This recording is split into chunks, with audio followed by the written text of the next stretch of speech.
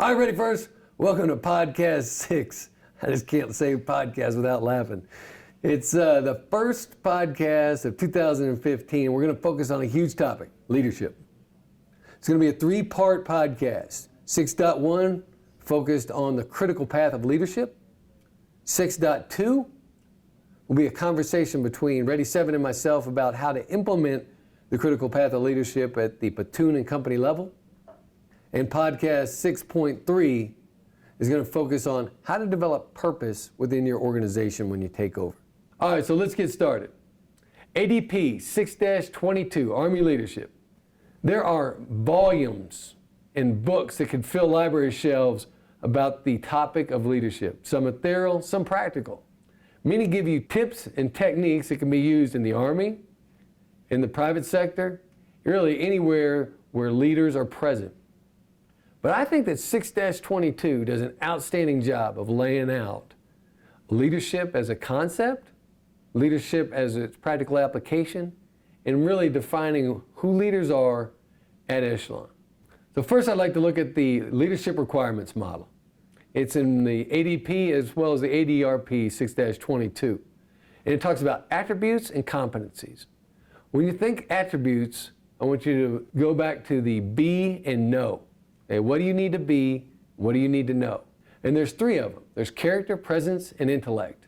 And then as far as competencies, that's the do. Of the be, know, do, that's your competencies. Lead, develop, and achieve. And I think those are a great start point for any leader as you're looking at self-development and as well as leader development of those under you. Start with the attributes and competencies and really dive into those.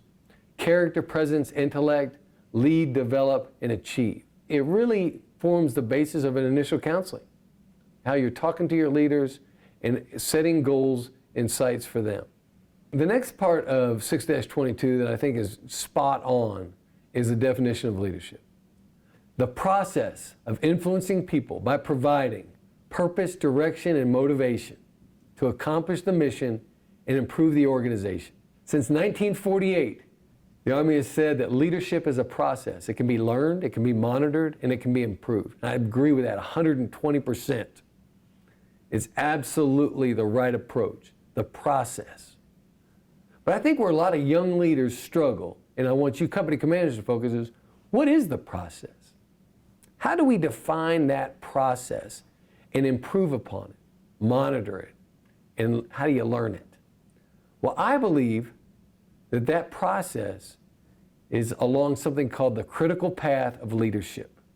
So if you read every book on every shelf of every library in the world, you'd come up with 1,000,000 things that leaders do. 1,000,000. You know, they set standards, they're caring, they set the example, they're focused, they're empathetic, they're excited, they're proficient, they're confident, they can communicate, they have candor.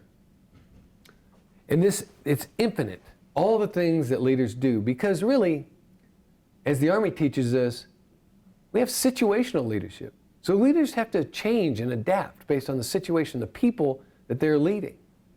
But I believe there's a critical path that defines the process of leadership. So first, standards. Second, trust. The third, candor. Fourth, purpose. And finally, communication. And if you travel along that critical path, granted, everything else is going on. You're also empathetic, you're proficient, you're dependable. But these are the critical components of leadership. Now let's look a little deeper into each one of these critical components. All right, ready first? So standards. A young leader has to understand the standards, whether that's in a civilian company or one of our companies. They understand what's right and what's wrong for two reasons. Number one, so they can enforce those standards and they can follow the standards. You got to understand what your left and right limits are as a young leader so that you can execute mission command at your level.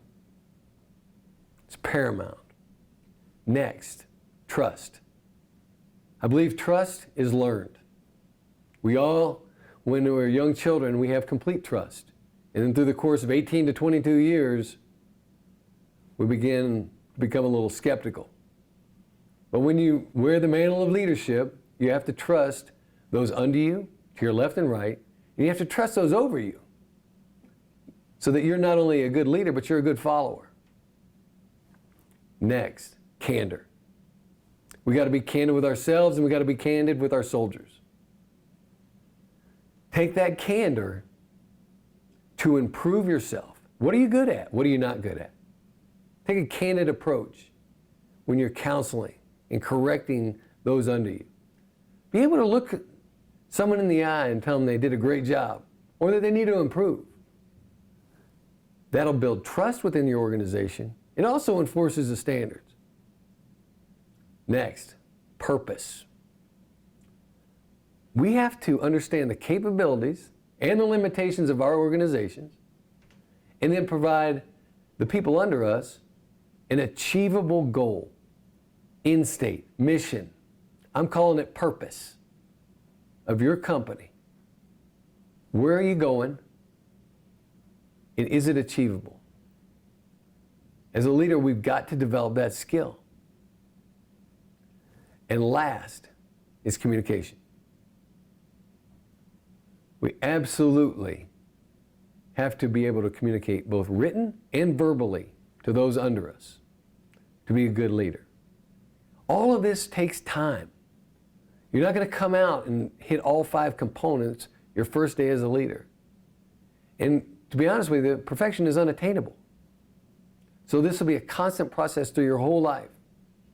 And I believe that the ideal leader in Ready First is about 8 out of 10 or higher in each area. We don't need someone that's a 10 out of 10 in trust and a 0 out of 10 in candor.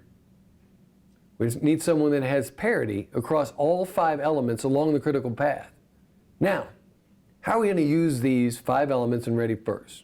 Starting with Army Doctrine 622 and then applying this to the process and calling it the critical path. I want you to use this at your level to develop your subordinates. Trust me, if your subordinates are having trouble with their organization or they're not getting the mission accomplished, it's in one of the 5 areas. Either they don't understand the standards, they're having trouble with trust within their platoon or squad, they're not being candid with themselves or others, they haven't clearly articulated an end state or a purpose, or they're having communication problems. So use these 5 steps to develop yourself, company commanders, first sergeants, as well as your subordinates. And I guarantee we'll be not only more effective, but we'll develop better leaders. Ready First.